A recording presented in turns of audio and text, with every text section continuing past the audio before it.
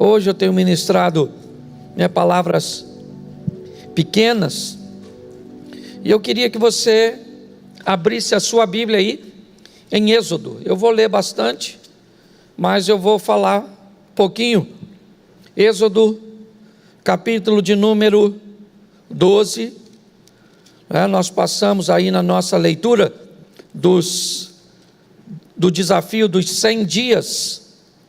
Não faz muito tempo que passamos por Êxodo, e o capítulo 12 também fez parte de nossa leitura, e ele fala do momento, ou da instituição da Páscoa. É quando vemos pela primeira vez a Páscoa sendo introduzida, e eu quero ler com você. São 14 versículos, e depois eu vou fazer apenas uma breve reflexão. E falou o Senhor a Moisés e Arão na terra do Egito, dizendo: este mesmo mês vos será o princípio dos meses, este vos será o primeiro dos meses do ano. Falai a toda a congregação de Israel, dizendo: aos 10 deste mês, tome cada um para si um cordeiro, segundo as casas dos pais, um cordeiro para cada família. Mas, se a família for pequena para um cordeiro, então tome um só com o seu vizinho perto da sua casa, conforme o número das almas, cada um conforme ao seu comer. Fareis a conta conforme ao cordeiro. O cordeiro ou o cabrito será sem mácula, um macho de 1 ano, o qual tomareis das ovelhas ou das cabras, e o guardareis até o 14º dia deste mês. E todo o ajuntamento da congregação de Israel o sacrificará à tarde.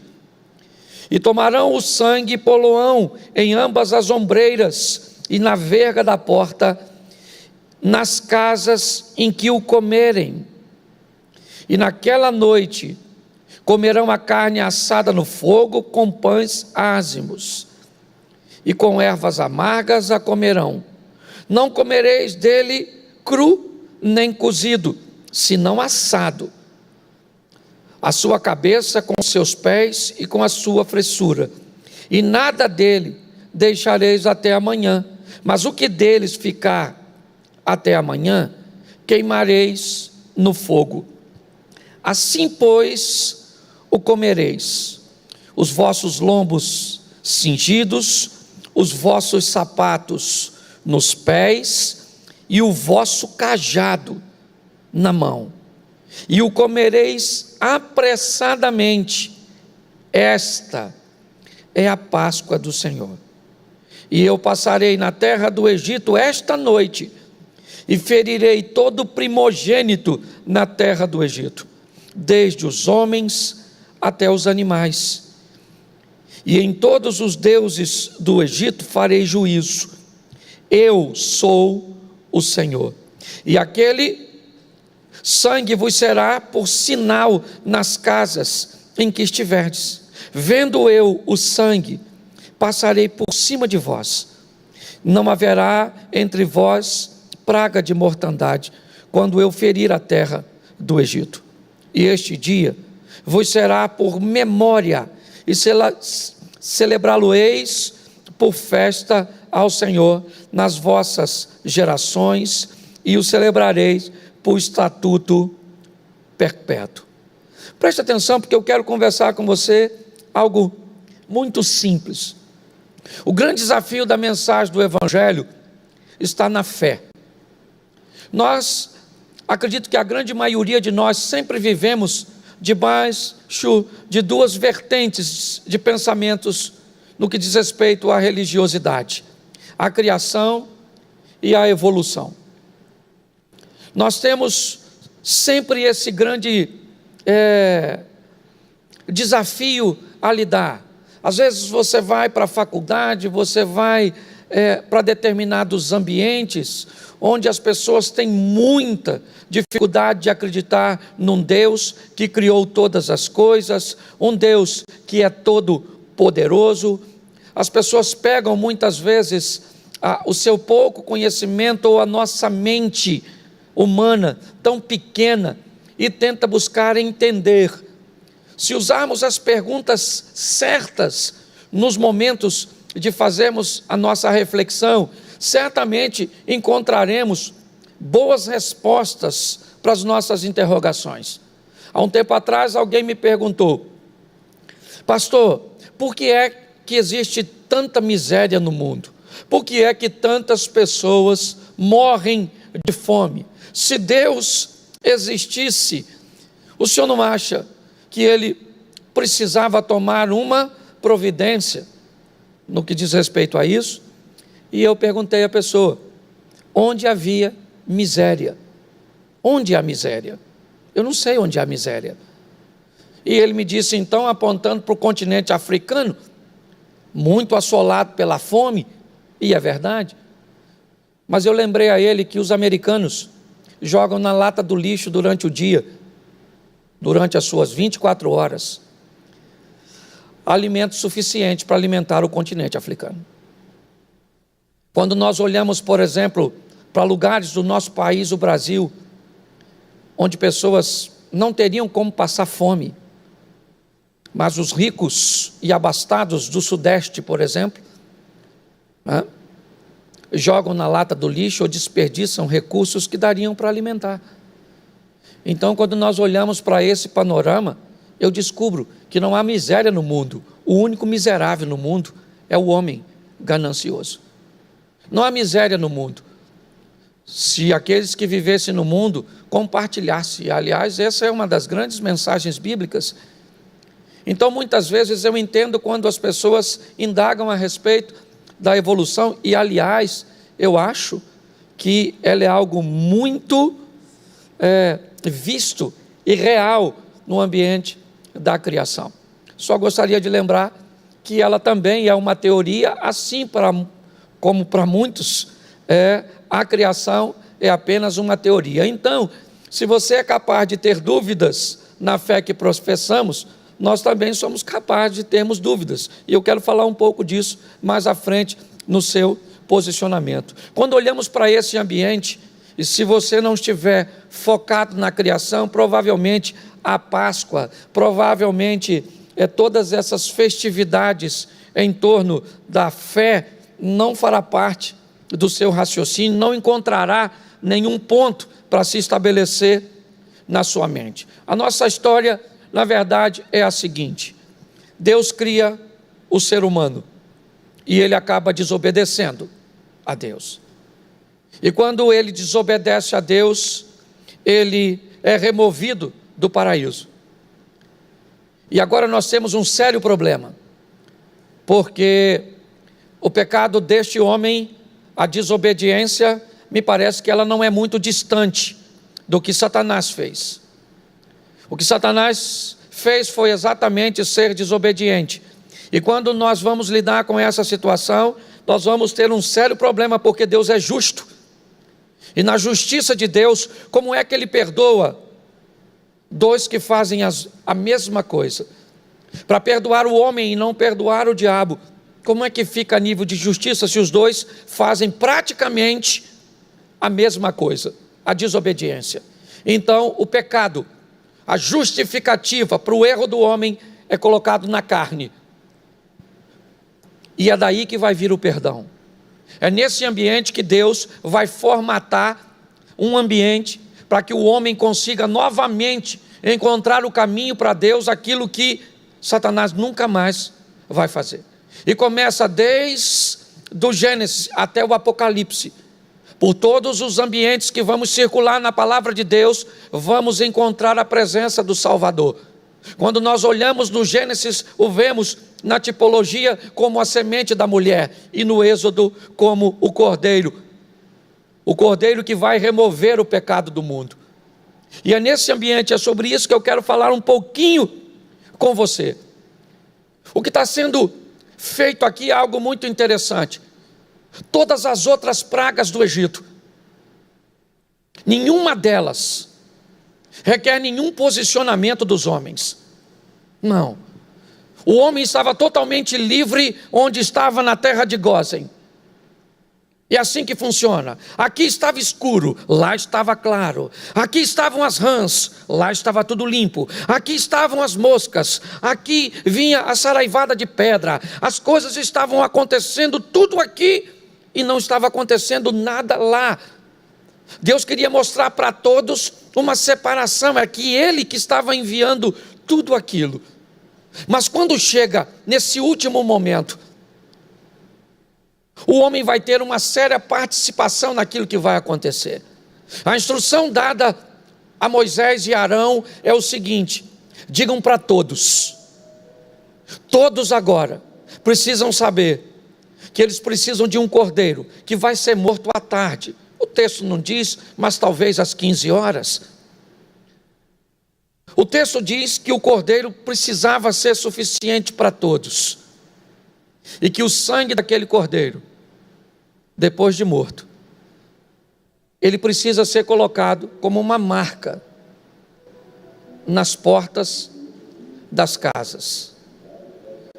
Preste atenção.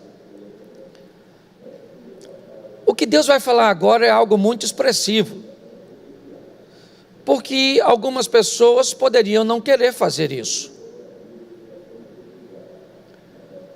Matar o cordeiro e comer o cordeiro, mas para que marcar a casa? Qual era o propósito disso? Vamos imaginar que nem todos quisessem fazer. O que eu vejo aqui é que um plano de salvação foi montado. O plano de salvação, ele foi entregue. Vocês pegam o cordeiro, matam, vocês assam, comam, pegam o sangue, marcam a porta, fiquem prontos, porque vocês vão sair do Egito. Nós sabemos que teve gente que nem do Egito quis sair, assim como tiveram egípcios que foram com o povo de Deus, porque saíram. Tinham gente que estava lá e não quiseram sair. Mas é muito importante nós entendermos que o plano de salvação, ele estava pronto, porém colocá-lo em prática era uma decisão daqueles que receberam a instrução. É a pessoa que decidia se ia marcar sua casa, se ia acreditar naquilo que estava acontecendo. Era uma decisão dela. Enquanto das outras vezes não necessitava de uma decisão, era apenas uma ordem: sai as rãs, as moscas, as úlceras, as pedras, a escuridão, tudo isso. Mas quando chega agora as pessoas, os moradores da casa, deveriam tomar a decisão, ou seja, é um processo de salvação agora. O problema implicado é a morte. E quando a morte entra em cena, ela só pode ser afastada com a decisão.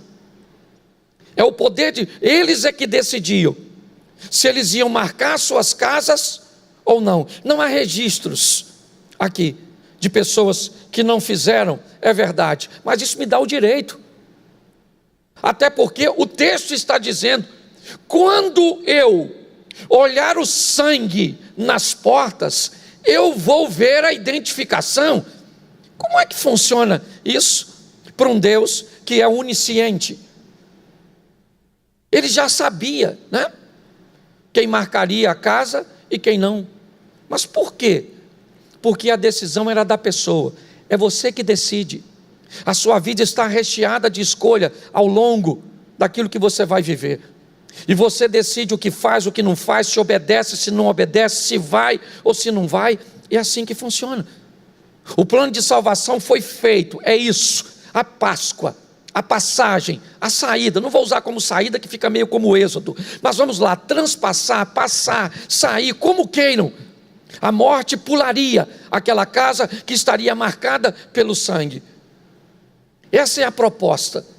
Mas a decisão de fazer isso era da pessoa. Quem não fizesse, não teria a cobertura do sangue. O mais difícil de tudo isso é conseguir enxergar isso sozinho. Esse, eu acredito que é um dos grandes problemas hoje e ao longo de toda a história. Como é que eu vou acreditar nisso? Que história é essa? Como é que funciona essas coisas? Só enxergar isso, que existe um processo de salvação, que existe céu, que existe inferno, e que toda essa dinâmica ela é verdadeira, para o homem, para o mortal, já é um grande desafio. Por isso, ele vai precisar de duas ferramentas essenciais para tomar essa decisão e para aceitar esse processo, esse projeto de salvação que foi estabelecido. Ele é totalmente individual. Por mais que uma mãe ame seu filho, ela não pode salvá-lo. Por mais que o marido ame sua esposa, ele não pode salvá-la. Esse é um processo totalmente particular, pessoal, é algo íntimo. Então não tem como. Não é porque eu sou pastor e sou crente que isso favorece meus filhos no que diz respeito ao ambiente e o relacionamento com Deus, a salvação. Quando nós vamos olhar, duas coisas são importantíssimas. Primeiro, fé. Quando nós olhamos para Romanos, capítulo 10, verso 17, diz que a fé, ela vem pelo ouvir. Sem fé, é impossível agradar a Deus. Aquele que tem fé pode alcançar todas as coisas. A fé é um requisito. Mas como esse requisito vem? A Bíblia diz, Romanos 10, 17, a fé vem pelo ouvir e ouvir a palavra de Deus. A ferramenta que nós precisamos obter para manter esse relacionamento com Deus e entender esse processo de salvação, que muitas vezes, por mais íntimos que sejamos, por mais tempo que tenhamos, basta enfrentarmos uma situação cuja qual perdemos o controle, ou uma crise muito grande, que muitos de nós damos uma olhadinha, pelo menos para verificar como é que anda a nossa fé. A Bíblia diz, a fé vem pelo ouvir, ouvir a palavra de Deus. Ou seja, eu preciso da Bíblia. Eu preciso da Bíblia falada, lida, cantada, ou vivida. Tudo isso eu posso colocar quer de uma forma literal ou figurada. As pessoas vão me ouvir quando eu vivo uma vida íntegra. Mas pastor, ouvir não tem a ver com audição? No sentido literal, sim. Mas muitas pessoas vão mostrar para as outras, vão fazer com que as outras pessoas ouçam e vejam quem é Jesus com o estilo de vida. Então nós precisamos entender que para enxergar esse processo de salvação, ele é mediante a fé. E a fé, ela se constrói através da palavra de Deus. Segunda coisa que nós vamos precisar é do Espírito Santo. No Evangelho de João diz, quando ele vier, convencerá o homem do pecado, da justiça e do juízo. Preste atenção nisso, porque isso é muito sério. Para eu aceitar o processo de salvação, acreditar nele, mesmo de forma muitas vezes superficial no início, e depois de uma forma paulatina ele vai se crescendo, vai se intensificando, eu vou precisar de duas coisas, da palavra que me impulsiona a alcançar a fé, e do Espírito Santo que me convence. Por isso que eu digo a você, sem sombra de dúvida, ninguém se converte sem fé, palavra de Deus e o Espírito Santo. É Ele que mostra a cada um de nós o processo de salvação. É Ele que diz que eu sou um pecador. É Ele que diz que há uma justiça e que há um juízo. Se nós não tivermos esses três, agindo, pecado, justiça e juízo, se o Espírito Santo, que é algo inexplicável, é tão particular, que tem coisas que o Espírito move alguém para fazer, ou para deixar de fazer, para ir, para não ir, para ouvir, para não ouvir, para vestir, para não vestir, coisas extremamente particulares, um relacionamento totalmente íntimo. Mas às vezes nós falamos assim, você quer ver? Eu estava no local e o Espírito Santo, a primeira pergunta que a pessoa faz, como é que o Espírito Santo fala? E praticamente, todos nós não temos uma resposta. Como é que ele fala com você? Como é que você aprendeu a tomar decisões? Como é que você sente as coisas? Eu estava aqui domingo passado e ministrei uma ceia, e durante a ceia, por um grupo pequenininho, menor que esse, num determinado momento me veio ao coração, como diz o meu amigo Luciano Subirá, uma intuição, mas ela era tão poderosa, que ela me disse: seu pai vai morrer e ele não sai do hospital.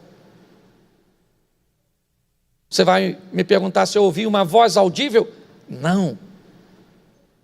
Mas uma emoção invadiu meu coração, me dizendo que ele não voltaria. Eu pedi oração à igreja, para que Deus pudesse deixar pelo menos ele voltar para casa ou ter alta, para que nós pudéssemos, na segunda-feira de manhã, a primeira notícia que eu recebi é que meu pai tinha morrido. Eu não tenho como explicar a você, eu não tenho. Mas o que eu quero que você entenda é que ele existe, ele é poderoso, ele tem mudado centenas e milhares de vidas. Quando nós olhamos para isso, sem ele, nós não temos como chegar em nenhum lugar. Observar esse processo de salvação sem o Espírito Santo não adianta. A melhor maneira que nós podemos fazer é levar para a nossa casa, para o nosso relacionamento de amizade, para a nossa família, o quê? A palavra de Deus e um estilo de vida que mostrem a ele quem é o Deus que nós servimos. Quando aceitamos esse plano, então, pela palavra de Deus e pelo Espírito Santo, seremos direcionados, motivados e fortalecidos para estabelecermos uma vida. E preste atenção em que tipo de vida é essa: amor ao próximo e santidade.